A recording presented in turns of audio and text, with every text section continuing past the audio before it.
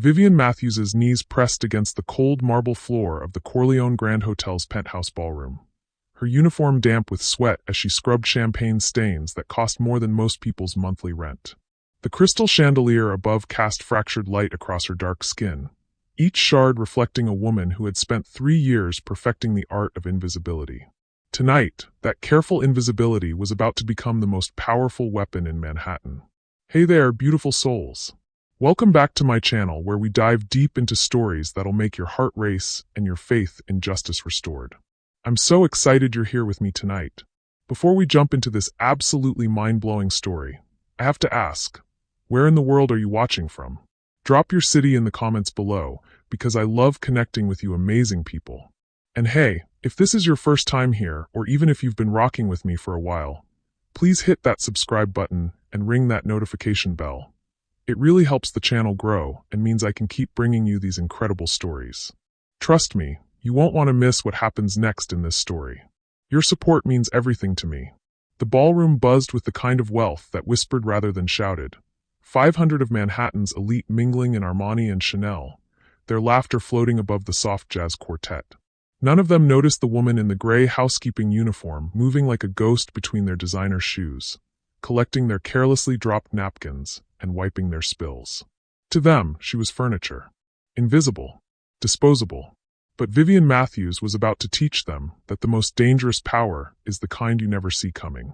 The irony wasn't lost on her as she cleaned the floor of her own building. A building worth more than the GDP of small countries, a building her great-grandfather had purchased with oil money before she was even born. The Mathews fortune had been carefully hidden, strategically protected, and deliberately obscured for decades. While other wealthy families flaunted their riches, the Mathews had learned that true power came from being underestimated. Her father's voice echoed in her memory. Money talks, but wealth whispers, and power works in silence.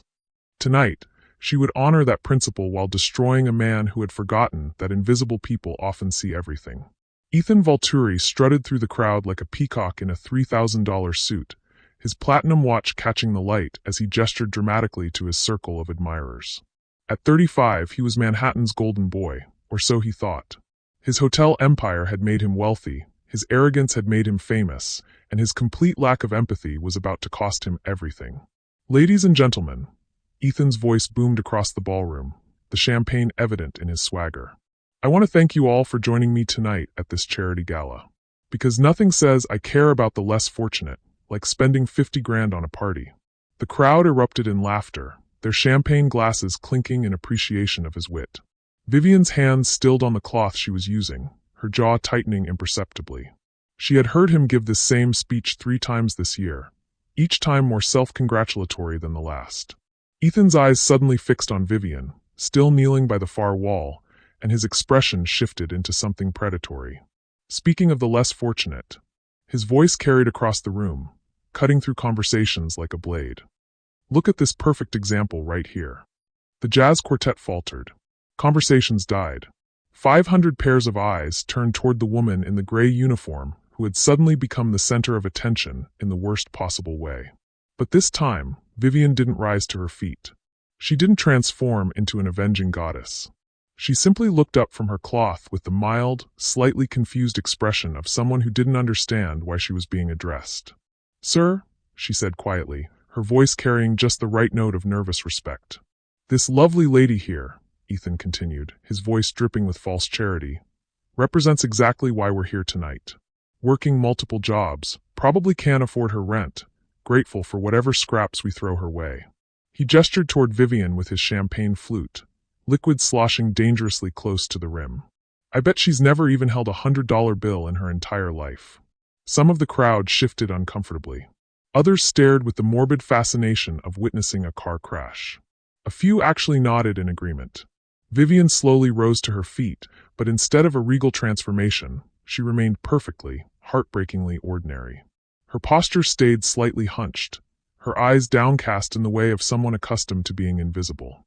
I should get back to work, sir," she said softly, starting to gather her cleaning supplies. No, Ethan waved her off, emboldened by what he perceived as submission. "This is perfect. A real teachable moment." He took a step toward Vivian, his voice growing louder. What's your name, sweetheart? Vivian, sir, she replied, her voice barely above a whisper. Vivian. Beautiful name for someone in your position. Tell me, Vivian, how many jobs do you work? 2. 3. I bet you're just scraping by, aren't you? And here's where Vivian Mathews made the choice that would honor her family's legacy while destroying her tormentor more completely than any public spectacle ever could. She smiled. Not the predatory smile of a revealed billionaire, but the gentle, grateful smile of someone who had just been offered unexpected kindness. Actually, sir, I only work one job, and I'm very grateful for it. Ethan laughed, the sound sharp and cruel. One job? Well, that explains why you're on your knees scrubbing floors. Maybe if you'd made better choices, worked harder. You're probably right, sir, Vivian agreed quietly. I'm sure someone as successful as you understands things I never could. The humility in her voice, the complete absence of fight, made Ethan's cruelty even more stark. Several people in the crowd were now openly uncomfortable, pulling out phones not to record entertainment, but to document what was clearly becoming abuse. That's right, Ethan said, puffing up with false magnanimity. But hey, that's why we have charity events like this. To help people like you. He reached into his wallet and pulled out a $20 bill, holding it out to her with the condescending smile of someone bestowing royal favor. Here you go, sweetheart. A little something extra for your hard work tonight. The ballroom fell silent. Even his most sycophantic admirers looked mortified. Vivian looked at the $20 bill with genuine surprise, as if she couldn't believe such generosity was being shown to her. Sir, that's so kind, but I couldn't. I insist. Ethan pressed the bill into her hand. Consider it a tip for being such a good sport about my little lesson here. Vivian clutched the $20 like it was a precious gift, her eyes actually welling up with what appeared to be tears of gratitude. Thank you, sir. This will help a lot. My little girl needs new shoes for school and... She trailed off, seemingly overwhelmed by his generosity. Ethan beamed, turning back to the crowd. See, this is what I'm talking about. A little kindness goes a long way when you're dealing with people who appreciate it. But as he basked in what he thought was his magnanimous moment, Vivian quietly pulled out her phone, a simple, worn smartphone that fit perfectly with her cover story. What Ethan didn't notice, what the crowd didn't see, was the text message she sent with hands that weren't shaking from emotion, but from the effort of containing 3 years of perfectly controlled rage. Execute Order 47. Full liquidation. Leave him with exactly $20. 30 seconds later, Ethan's phone buzzed. Then buzzed again. Then began ringing incessantly. Ladies and gentlemen, he announced, still basking in his perceived triumph, if you'll excuse me for just a moment. He answered the phone with the confident swagger of a man who thought he ruled the world. Vulturi here. The voice on the other end was his head of finance, and the panic was immediately audible even to nearby guests. Ethan, we have a problem. Actually, we have multiple problems. The bank just called in our loans. All of them. They want full payment by market close tomorrow, or they're seizing assets. Ethan's face went from smug satisfaction to confusion. That's impossible. Those loans aren't callable for another 6 years. That's what I thought too, but I'm looking at the contracts right now. There's a clause I've never seen before. Immediate callable provision if the lender determines the borrower has engaged in conduct detrimental to public welfare. It's triggered automatically if certain conditions are met. As the conversation continued, other phones around the ballroom began buzzing. Not with social media notifications about a viral video, but with urgent business calls. Hotel managers reporting sudden staff walkouts. Investors calling emergency meetings. Suppliers canceling contracts. Vivian continued cleaning around the edges of the room, invisible and ignored, but watching everything with eyes that missed nothing. What Ethan Vulturi didn't understand, what none of Manhattan's elite understood, was that Vivian Mathews hadn't spent 3 years just learning about the working class. She had been building the most sophisticated intelligence network in the city's history. Every hotel worker who had been mistreated, every restaurant server who had been stiffed on tips, every cleaning person who had been treated like furniture, they had all become her eyes and ears. Not because she had recruited them as some billionaire mastermind, but because she had simply been kind to them when no one else was. Rosa Martinez from the Meridian Hotel hadn't known she was passing information to the richest woman in Manhattan when she mentioned that her manager was skimming from the tip pool. She thought she was just venting to Vivian, the sympathetic maid who always listened. Carlos from the downtown Hilton hadn't realized he was providing intelligence when he complained about safety violations being covered up. He just trusted Vivian, who had covered his shifts when his daughter was sick.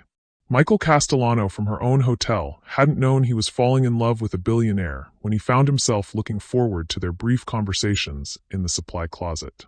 He just knew that Vivian was different, kinder, more thoughtful, more genuinely interested in people than anyone he'd ever met. For 3 years, Vivian had been a ghost in their world, collecting not just evidence of wrongdoing, but something far more powerful: loyalty. Genuine, freely given loyalty from people who thought she was one of them. Because in the truest sense, she was. The Mathews family fortune had been built differently than most old money. Her great-grandfather hadn't exploited workers, he had empowered them. Profit-sharing, healthcare, education benefits that were revolutionary for the 1950s. The family's wealth had grown because they understood that prosperity shared was prosperity multiplied. But as generations passed and the family became more insulated from the businesses that made their fortune, that connection had been lost. By the time Vivian inherited, Mathews Holdings was just another faceless corporation, managing assets from boardrooms and balance sheets. Her father's death had been the wake-up call she needed. Standing in his hospital room, watching machines keep his body alive while his spirit slipped away, she had realized that all their wealth meant nothing if they had lost touch with the humanity that built it. So she had made a choice that would have horrified most billionaires, but would have made her great-grandfather proud. She became invisible to learn how to be visible in the right way. And Ethan Vulturi, in his arrogance and cruelty, had just become the perfect example of why that choice had been necessary. As his phone calls became increasingly frantic, Vivian moved closer to the cluster of concerned hotel workers who had gathered near the service entrance. They thought she was just another employee seeking reassurance about their jobs. "What's happening?" asked Maria, a young server who looked terrified. "I don't know," Vivian replied honestly. "But whatever it is, we'll figure it out together. We always do." It was such a simple statement, but it contained 3 years of truth. These people had figured things out together. They had covered for each other, supported each other, protected each other. They were a family that Ethan had never bothered to notice. A family that was about to show him exactly how powerful invisible people could be. Ethan's third phone call was to his lawyer, and this one he took in relative privacy near the ballroom's entrance. But sound carries in marble rooms, and Vivian had positioned herself perfectly to overhear while appearing to clean the nearby windows. "What do you mean grounds for immediate contract nullification?" Ethan's voice was rising, though he was clearly trying to keep it down. "I've never violated any employment contracts." The lawyer's response was apparently lengthy and damaging, because Ethan's face cycled through several shades of red before settling on an alarming purple. "That's impossible. You can't prove discrimination. There's no paper trail of." He stopped mid-sentence as the lawyer apparently provided evidence that there was, indeed, a paper trail. While Ethan argued with his legal counsel, another drama was unfolding that he was too distracted to notice. The hotel staff, not just his employees but workers from across the city, were arriving. Not in their work uniforms, but dressed as guests. They had pooled their money for formal wear, scraped together enough for tickets to this charity gala, and come to witness what they somehow knew was going to be an important moment. Word had traveled through the invisible network of service workers, faster than any social media could spread it. Michael Castellano emerged from this group, wearing a simple but well-fitted black suit that transformed him from invisible server to strikingly handsome man. His eyes found Vivian across the room, and the look they shared contained 3 years of unspoken understanding. He had figured it out months ago, not her specific identity, but the fact that she was not what she appeared to be. The way she spoke when she thought no one was listening, the subtle authority in her suggestions, the fact that problems she mentioned had a way of being mysteriously solved. It all pointed to someone with resources far beyond a hotel maid's salary. But he had also seen her exhaustion after double shifts, her genuine tears when co-workers were mistreated, her calloused hands from actual labor. Whatever her real story was, her care for the people around her was completely authentic. Ethan finished his call and turned back to the crowd, attempting to regain his composure. But his practiced smile faltered when he saw the new arrivals, faces he dimly recognized as his employees, but dressed in a way that made them look almost equal. "Well," he announced, his voice slightly strained, "it looks like our little charity event has attracted quite a diverse crowd tonight." The condescension in his tone was unmistakable, but so was the uncertainty. For the first time all evening, Ethan Vulturi looked like a man who wasn't entirely in control of his own party. Vivian seized the moment, not with a dramatic revelation, but with the quiet power her family had perfected over generations. She walked over to Maria, the young server who had been worried about the commotion, and placed a gentle hand on her shoulder. "Maria," she said quietly, "would you mind helping me with something?" "Of course, Vivian. What do you need?" "I need you to be very brave for just a few minutes. Can you do that?" Maria nodded, though she looked confused. Vivian led her toward the center of the room, where Ethan was still trying to manage his rapidly deteriorating business empire via smartphone. "Excuse me, Mr. Vulturi," Vivian said in her soft, respectful voice. Ethan looked up, clearly annoyed at being interrupted by the help during his crisis. "What is it?" "I'm dealing with some very important." "I know, sir. But I think there's something you should know about Maria here." Ethan barely glanced at the young woman. "I don't have time for employee issues right now. She filed a complaint last week, sir. About harassment." The words hung in the air like smoke from a fire that hadn't been noticed until it was too late to stop. Ethan's face went very still. "What complaint?" "The one she filed with HR. And with the police. And with the State Labor Board." Vivian's voice remained perfectly calm, perfectly respectful. She documented everything very carefully. Dates times witnesses. Around them, the sophisticated crowd was beginning to pick up on the shift in atmosphere. Conversations were stopping as people sensed drama brewing. That's ridiculous," Ethan stammered. "I barely know this girl's name." "Maria Gonzalez," Vivian supplied helpfully. 18 years old. Single mother. Started working here 6 weeks ago. Worked late shifts because she needed the extra pay for her daughter's medical bills. Each detail was delivered in the same helpful, innocent tone, but they built into a devastating portrait. "She came to me for advice, sir. Because she didn't know what to do when her supervisor, when you made certain suggestions about how she could earn extra money." The ballroom had gone completely quiet now. Even the jazz quartet had stopped playing. Ethan's phone rang again, but this time he ignored it. This is completely fabricated. I would never." "Oh, but sir," Vivian interrupted gently. "She has recordings." The word recordings sent a ripple of unease through the crowd like a stone dropped in still water. But Vivian wasn't done building her case with the methodical precision of someone who had been planning this moment for years. "Maria was very smart about it," Vivian continued in her same helpful tone. "When she realized what was happening, she started recording everything on her phone. It's amazing what technology can do these days, isn't it?" Ethan's face had gone from red to white to a sickly yellow. "You can't, those recordings would be illegal. Recorded without consent." Actually, a new voice joined the conversation. In New York State, only one party to a conversation needs to consent to recording. The victim can legally record their attacker without permission. The speaker was Detective Sarah Chun, though she wasn't introduced as such. To everyone in the room, she appeared to be just another well-dressed guest. But Vivian knew better.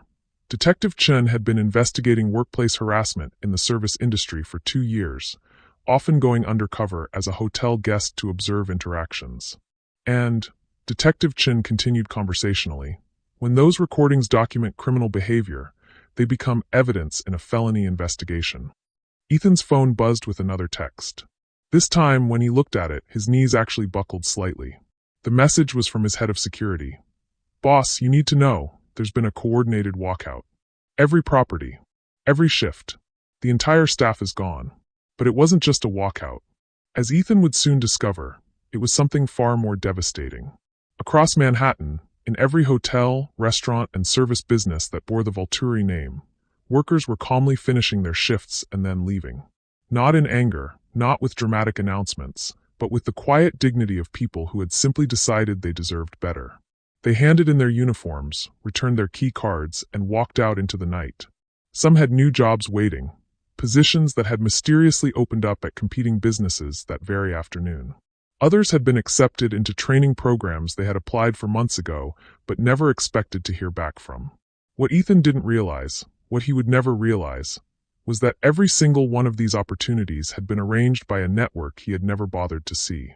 Back in the ballroom, Michael Castellano approached the group around Ethan with the quiet confidence of a man who had finally understood his role in something much larger than himself. "Mr. Vulturi," he said politely, I think you should know that your staff wanted me to give you this. He handed Ethan an envelope, not fancy letterhead, just plain white paper with Mr. Vulturi written in careful script. What is this? Ethan demanded. A letter, Michael replied simply. From your employees. All of them. Ethan tore open the envelope with shaking hands and read aloud, his voice growing weaker with each word. Mr. Vulturi, we resign. All of us. Effective immediately. We have found positions with employers who understand that a business is only as strong as the people who make it run. We wish you well in your future endeavors. It was signed by every single person who had worked for him. Cooks, servers, housekeepers, maintenance staff, managers, desk clerks.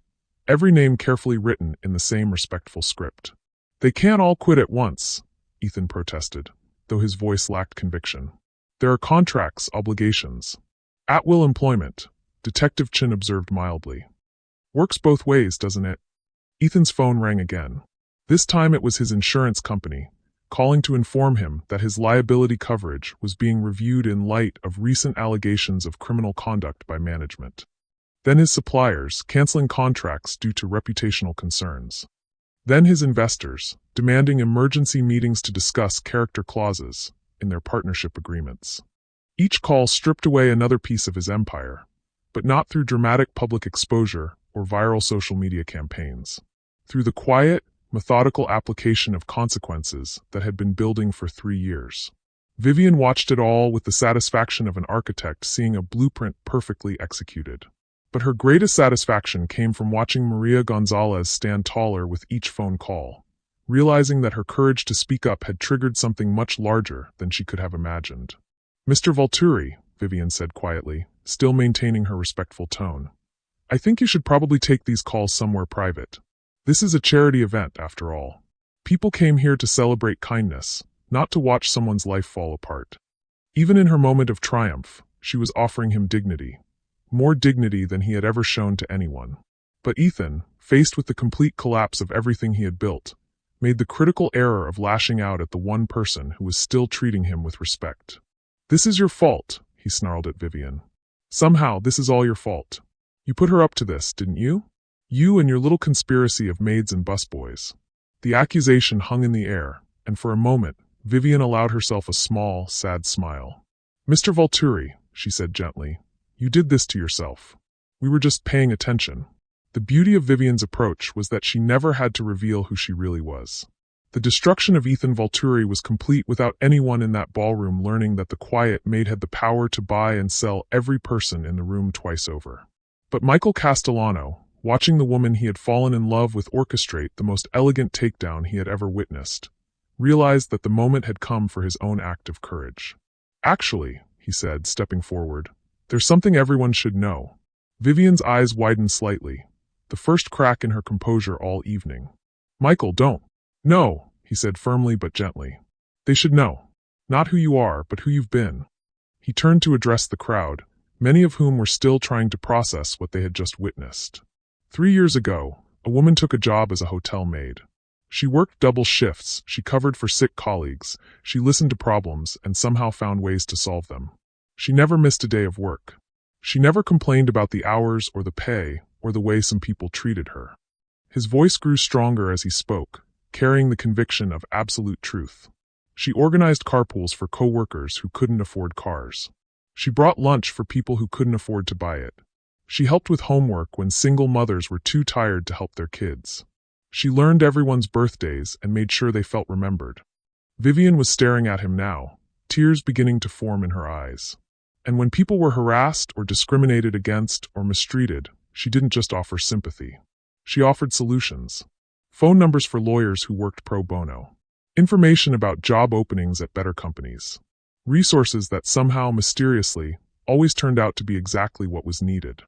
Around the ballroom, faces were changing as people began to understand that they were witnessing something much more profound than the fall of one cruel man. This woman, Michael continued, reaching out to take Vivian's hand, built a network of kindness that spanned this entire city. Not with money or power or influence, but with something much rarer, genuine care for other human beings. Detective Chen stepped forward, her professional mask slipping to reveal genuine emotion. 6 months ago, we had dozens of complaints about workplace harassment and discrimination, but no coordination between cases. No pattern that prosecutors could use to build systemic charges. Then suddenly, witnesses started coming forward. Evidence started appearing. Victims found the courage to speak up because they knew they weren't alone. She looked directly at Vivian. We never could figure out how it all connected, how these separate cases suddenly became an ironclad pattern of abuse. Now I know. Maria Gonzalez, who had been silent through most of the evening's revelations, finally found her voice. When I told you what happened, she said to Vivian, you didn't just believe me. You helped me understand that I had rights. You gave me the number for that detective. You found me a new job interview for tomorrow morning. You made me feel like I mattered. Her voice broke slightly. I didn't know if anyone would believe an 18-year-old immigrant girl against someone like him. But you made me feel brave enough to try. One by one, other voices joined in. Rosa Martinez from the Meridian Hotel stepped forward. You remember my grandson's surgery? When I couldn't afford the time off. Somehow my schedule got covered, and I still got paid. Carlos from the Hilton nodded. My daughter needed a scholarship for college. You gave me an application for a program I'd never heard of. She starts at Columbia in the fall. The stories built like music, each voice adding to a symphony of small kindnesses that had created something beautiful and powerful and completely invisible to anyone who hadn't been paying attention. But Ethan Vulturi, faced with the complete collapse of his empire and the revelation that his downfall had been orchestrated by a woman he had dismissed as worthless, made one final, fatal mistake. This is insane, he screamed, his composure finally shattering completely. You're all talking about some maid like she's Mother Teresa. She's nobody. She's nothing. She cleans toilets for a living. The silence that followed was absolute. Michael Castellano looked at the man who had just revealed the poverty of his soul to a room full of witnesses. And when he spoke, his voice carried the quiet authority of someone who had finally understood what real power looked like. Mr. Vulturi, he said calmly, you're wrong about something important. She doesn't clean toilets for a living. She changes lives for a living. The toilet cleaning was just her cover story. And in that moment, Ethan Vulturi finally understood that he had been destroyed not by wealth or connections or corporate power, but by something much simpler and much more devastating. He had been defeated by human decency. His empire was gone. His reputation was ruined. His future was uncertain. But more than that, he had been forgotten. The room full of Manhattan's elite was no longer looking at him at all. They were looking at a woman in a gray uniform who had somehow managed to change the world without anyone noticing until it was too late to stop her. As the reality of his situation fully sank in, Ethan Vulturi made one last desperate attempt to salvage something from the wreckage of his life. But desperation makes people dangerous, and Vivian had learned to recognize the look of a cornered predator. You think you've won, Ethan said, his voice dropping to something cold and calculating. You think your little network of minimum-wage heroes has actually accomplished something. But I know people. Real people. People with real power. He pulled out his phone and began scrolling through contacts. One phone call to immigration services about your little friend Maria here. One call to social services about some of these single mothers. One call to the IRS about unreported tip income. I may be going down, but I can take a lot of you with me. For the first time all evening, genuine fear flickered across the faces of the service workers who had gathered to witness what they thought would be a moment of triumph. Vivian felt her heart sink as she realized that her careful plan, her elegant solution, had left the most vulnerable people in the room exposed to retaliation from a man who had nothing left to lose. Please, she said quietly, dropping the last pretense of deference. Don't hurt them. They haven't done anything except have the courage to tell the truth. Oh, now you're begging? Ethan laughed, but it was an ugly sound. Now the saint in the uniform wants to negotiate? Here's my offer. You and your boyfriend and all your little friends stay quiet about tonight. You let my lawyers handle the harassment complaint quietly. You convince my staff to come back to work. And maybe I don't make some very interesting phone calls. The ballroom had become a tableau of tension. Manhattan's elite stood frozen, unsure whether they were witnessing justice or about to become accessories to something much darker. Michael stepped closer to Vivian, his protective instincts overriding everything else. You don't have to. Yes, I do, Vivian whispered. I can't let him hurt them because of me. But as she prepared to surrender everything she had worked for to protect the people she had come to love, an unexpected voice cut through the tension. Actually, said Miranda Hastings, the district attorney's wife, I don't think you'll be making any phone calls at all. She stepped forward with the authority of someone accustomed to being heard and obeyed. My husband has been looking for a test case to demonstrate that harassment and workplace exploitation will be prosecuted to the fullest extent of the law. This evening has provided exactly the evidence he needs. She gestured toward the phones that had been recording various parts of the evening's events. Threats against witnesses, intimidation tactics, attempted coercion, all captured on video from multiple angles. All admissible in court. All sufficient to upgrade whatever charges you're already facing to felony levels. Ethan's phone slipped from his nerveless fingers, clattering against the marble floor. But Miranda wasn't finished. More importantly, my husband's office has an excellent relationship with federal agencies. A phone call from us about potential immigration violations would trigger a very thorough investigation, not of the victims, but of the employers who might have been exploiting undocumented workers. She smiled, and it wasn't warm.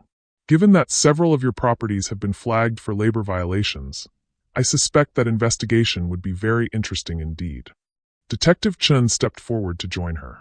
And the IRS is always grateful when local law enforcement provides information about potential tax fraud. Wage theft creates fascinating patterns in business tax filings. The two women stood shoulder to shoulder, representing the power of law enforcement when it actually served justice instead of just wealth. Ethan looked around the room desperately, seeking an ally, a sympathetic face, anyone who might help him. But he found only cold silence from people who had finally seen him clearly. "You can't all be against me," he said, his voice cracking. "Half of you have done the same things I've done. Half of you treat your employees just as badly." "Maybe," Miranda replied calmly. "But none of us were stupid enough to do it in front of cameras while threatening witnesses." And in that moment, Vivian realized that her 3 years of patient observation had created something she hadn't expected. Allies among the elite who had been waiting for someone to show them a better way to use their privilege. The turning point came not with dramatic revelations or theatrical confrontations, but with a simple question from Maria Gonzalez. "Vivian," she asked quietly, "what happens to us now?" It was the question that mattered most, the one that cut through all the drama and power plays to the heart of what really mattered. The lives of the people who had found the courage to speak truth to power. Vivian looked around the room at faces that had become family, Rosa with her worried expression, Carlos still clutching his daughter's scholarship application, Michael watching her with eyes full of love and trust, Maria trying to be brave despite everything. "Now," Vivian said, her voice carrying a new quality. Not the deference of a maid or the authority of a billionaire, but the simple certainty of someone who had finally found her purpose. "We make sure this never happens again." She turned to address the broader crowd, many of whom were still processing the evening's events. "Tonight you've seen what happens when people in power forget that their power comes with responsibility. You've seen how easily cruelty can masquerade as success, and how devastating the consequences can be when someone finally pays attention." Her voice grew stronger. "But you've also seen something else. You've seen what real power looks like. It doesn't come from corner offices or trust funds or the ability to humiliate others. It comes from people who choose to see each other's humanity and act on it." She gestured to the hotel workers around her. "These people built something beautiful while you weren't looking. A network of mutual support that spans this entire city. They did it without funding or corporate backing or publicity campaigns. They did it with kindness, one person at a time." Michael stepped closer, understanding what she was building toward. "The question now," Vivian continued, "is what you do with what you've learned tonight. You can go back to your lives pretending this didn't happen, or you can ask yourselves why it took a maid and a server and an 18-year-old girl to show you how justice actually works." She pulled out a simple business card, not expensive cardstock with embossed lettering, but plain white paper with a phone number written in the same careful script as the resignation letter. "This is the number for the Manhattan Workers' Justice Network. It didn't exist this morning, but it exists now. If you employ people, if you own businesses, if you have influence in this city, you can choose to be part of the solution." She handed the card to Miranda Hastings. "Or you can wait for the next Ethan Vulturi to embarrass you at your own charity gala." The silence that followed was thoughtful rather than uncomfortable. People were processing, considering, beginning to understand that they had witnessed something that would change how they saw the world. Detective Chun stepped forward with handcuffs. "Ethan Vulturi, you're under arrest for criminal harassment, witness intimidation, and conspiracy to violate civil rights." As she read him his rights, Ethan made one final attempt to salvage his dignity. "No," Vivian interrupted gently. "You won't." She pulled out her phone and showed him the screen. It displayed a simple message. Transaction complete. All assets liquidated. Proceeds transferred to Manhattan Workers' Justice Network as directed. "You see, Mr. Vulturi, there's something I didn't mention earlier. Those favorable loans you received from Mathews Holdings? They came with some very specific terms about asset forfeiture in cases of criminal conduct." Ethan's face went completely white. That's impossible. I would have noticed. You would have noticed if you'd read the contracts instead of just assuming that your charm and connections had earned you special treatment, Vivian agreed. But you didn't read them. Because you thought the woman explaining the terms was just some junior associate who didn't matter. The truth hit him like a physical blow. You were. I was the person who approved your loans 3 years ago, yes. I was also the person who watched you abuse every opportunity you were given. And I was the person who decided that your victims deserved justice more than you deserved mercy. But even in this moment of revelation, Vivian held back the one detail that would have satisfied her ego but violated her family's principles. She didn't tell him that she owned the company that had funded his empire. She didn't reveal the true scope of her wealth or power. She remained, in the eyes of everyone present, simply a hotel maid who had somehow managed to outsmart a millionaire. As Detective Chun led Ethan away in handcuffs, the ballroom began to empty. But instead of the usual post-party exodus of people eager to get to the next event, this departure felt more like a congregation leaving church. People moved slowly, speaking in quiet voices, many exchanging contact information and making plans to follow up on what they had witnessed. Miranda Hastings approached Vivian with something approaching awe. "I have to ask," she said quietly, "how did you coordinate all of this? The timing, the evidence, the legal framework. It's like you've been planning this for years." Vivian smiled, and for the first time all evening, it was completely without guile. "Mrs. Hastings, I spent 3 years working alongside the most organized, resourceful, intelligent people in this city. People who have to coordinate multiple jobs, manage families on impossible budgets, and solve problems that would break most executives. They taught me that real planning doesn't happen in boardrooms. It happens around kitchen tables and in break rooms and during brief conversations in supply closets." She gestured toward Rosa, who was helping elderly staff members with their coats, and Carlos, who was already on his phone arranging rides home for people. Every solution tonight came from their expertise. Rosa knew which lawyers would work pro bono because she's been navigating the legal system for 20 years. Carlos knew about the federal reporting requirements because he had to file complaints before. Maria knew how to document harassment because she researched it online during her lunch breaks. Her voice filled with genuine admiration. "I didn't coordinate anything, Mrs. Hastings. I just finally learned to listen." Michael appeared at her side, carrying both their coats. He had been watching her all evening with the expression of a man falling in love in real time. "Ready to go?" he asked quietly. Vivian nodded, then paused. There was one more thing she needed to do. She walked over to the small group of remaining hotel workers and pulled out an envelope, thick and official-looking. "Before we leave," she said, "there's something you all should know. The Manhattan Workers' Justice Network I mentioned?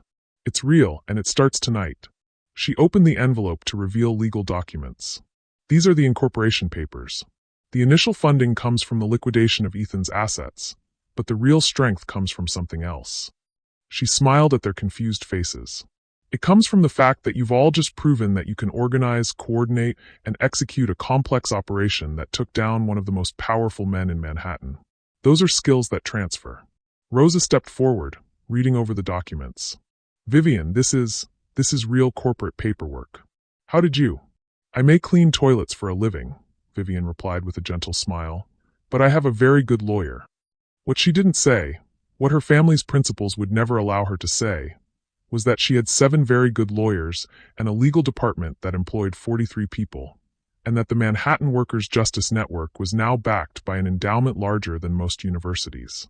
The workers would discover their new organization's resources gradually, as they needed them. They would find that grants appeared when they had good ideas. Job training programs would materialize when people needed new skills. Legal support would be available when workers faced discrimination. But they would never know that all of it flowed from the woman who had scrubbed floors beside them, who had chosen to remain invisible even in her moment of greatest triumph. "There's one more thing," Vivian said. pulling out a smaller envelope. "Maria, this is for you." Maria opened it to find a scholarship award letter. Full tuition, room and board, and living expenses for 4 years at Columbia University. I can't accept this," Maria whispered, tears streaming down her face. "It's too much." "You already earned it," Vivian replied firmly. "The moment you decided to speak up instead of staying silent. The moment you chose courage over safety. This isn't charity, Maria. This is an investment in the leader you're going to become." As the group made their way toward the exit, Michael took Vivian's hand. "You know," he said quietly, "I still don't know your whole story." Vivian squeezed his fingers. "What would you like to know? Are you going to keep cleaning toilets?" She considered the question seriously. "I think I might be transitioning to a new role, but I'll always be grateful for what the old one taught me." "And us?" Michael asked. "What happens with us?" Vivian stopped walking and turned to face him fully. Around them, the ornate ballroom was being cleaned by a new crew. Workers who would be paid living wages, receive full benefits, and be treated with dignity because of what had happened here tonight. "Michael Castellano," she said, "would you like to have dinner tomorrow night? Somewhere quiet where we can talk about everything we haven't said to each other in 3 years."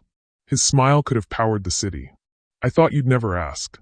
"I'm asking now." "Then yes. Absolutely yes." As they walked out into the Manhattan night, Vivian felt something she hadn't experienced since her father's death. She felt like she was exactly where she belonged, with exactly the right people, doing exactly the work she was meant to do. Behind them, the ballroom where a billionaire heiress had remained invisible while destroying a millionaire's empire was being restored to its elegant perfection. By tomorrow, it would host another event and another, and the city's elite would continue their rounds of charity galas and networking dinners. But something fundamental had changed. Tonight, invisibility had become visible. Tonight, power had been redefined. Tonight, justice had been served by people who were supposed to be powerless.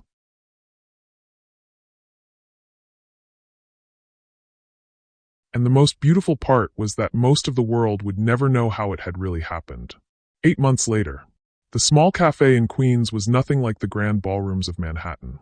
Mismatched chairs, chipped mugs, and a menu written on a chalkboard.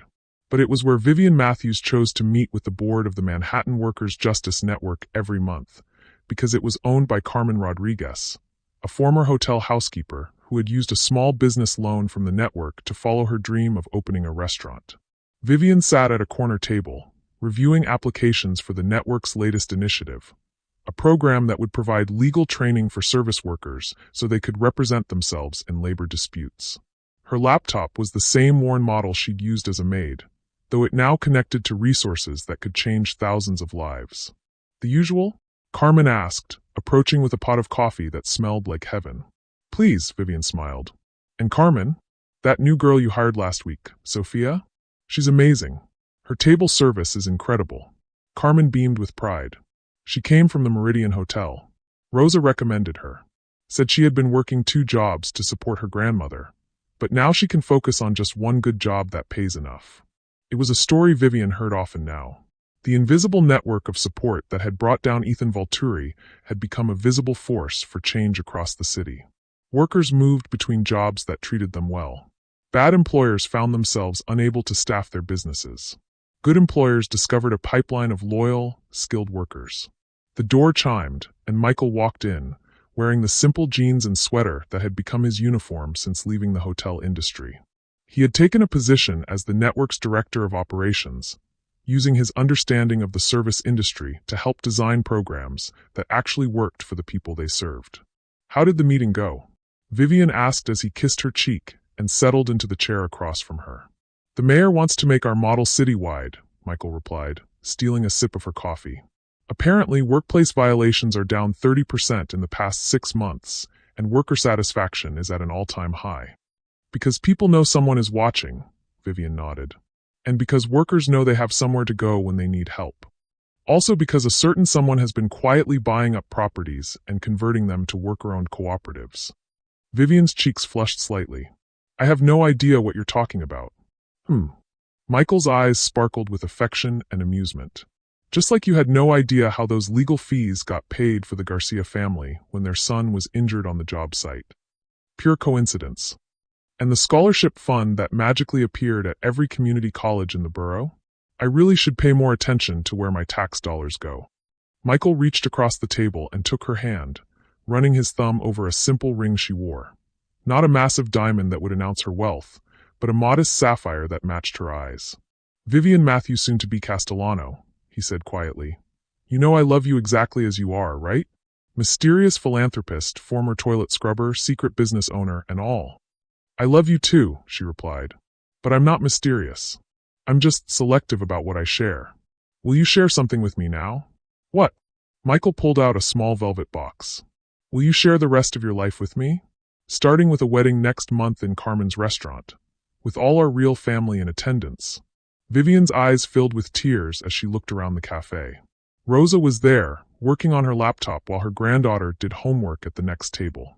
Carlos had stopped by after his shift at his new job as a hotel manager. Maria was there too, home from Colombia for the weekend, tutoring high school students who were applying for their own scholarships. This was her family. These were her people. This was the world she had chosen when she decided that love mattered more than legacy, that connection mattered more than control. Michael Castellano, she said, slipping the ring onto her finger. I can't think of anything I'd rather share than a life of beautiful, invisible miracles with you. As they kissed, surrounded by the quiet bustle of a cafe that existed because kindness had triumphed over cruelty, Vivian felt the deep satisfaction that comes from a life well lived. Across town, in a minimum security prison, Ethan Vulturi was beginning the first year of his sentence. He had lost everything, his wealth, his properties, his reputation, his freedom. But more than that, he had lost his relevance. The city had moved on without him. The workers he had exploited were thriving. The systems he had gamed had been reformed. He had become exactly what he had always treated others as, invisible. Meanwhile, in a small cafe in Queens, the richest woman in Manhattan was planning a wedding that would cost less than most people spent on a car, surrounded by wealth that couldn't be measured in dollars. The wealth of genuine love, hard-earned respect, and the knowledge that her power was being used to lift others up rather than tear them down. Her great-grandfather would have been proud. Money talks, wealth whispers, and power works in silence. But love changes everything, and it does it one invisible miracle at a time. And that's how the most powerful woman in Manhattan brought down a millionaire CEO without ever revealing who she really was. No dramatic speeches, no viral videos, no public humiliation, just the quiet, devastating application of consequences by someone who understood that true power comes from being underestimated. This story proves that sometimes the most effective revenge is simply letting someone destroy themselves while you watch from the shadows. Sometimes justice doesn't need a spotlight. It just needs patience, planning, and people who refuse to stay silent when it matters. What did you think of Vivian's approach? Did you prefer this quiet takedown to a more dramatic revelation? Drop your thoughts in the comments below. I love hearing which moments hit you the hardest. And if this story gave you chills in the best way, please hit that subscribe button and ring the notification bell. We're building something special here, one incredible story at a time. Remember, never underestimate the person cleaning your floors. They might just be planning your downfall, or they might be planning your redemption. The choice is always yours. Until next time, beautiful souls.